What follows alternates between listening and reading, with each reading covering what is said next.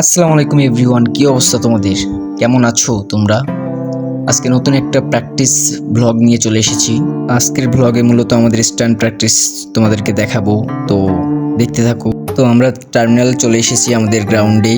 Hey guys, আসসালামু আলাইকুম। কি অবস্থা সবার, কেমন আছো তোমরা? বরাবরের মতোই নতুন আরেকটা ব্লগ নিয়ে চলে আসলাম। তো আজকের ব্লগে আমরা মূলত ডেইলি স্ট্যান্ড প্র্যাকটিস যেহেতু করতে আসি, ওই ভাবলাম আজকে একটা ব্লগ করে ফেলি। আজকে আমাদের সাথে জারিফ, মুরসালিন আর মাহাবি আছে। তো আমরা আমাদের স্ট্যান্ড পিবিডি গ্রুপ মানে টিমের পক্ষ থেকে আমরা এখানে ভাই স্ট্যান্ড করি আমাদের বাস টার্মিনালে।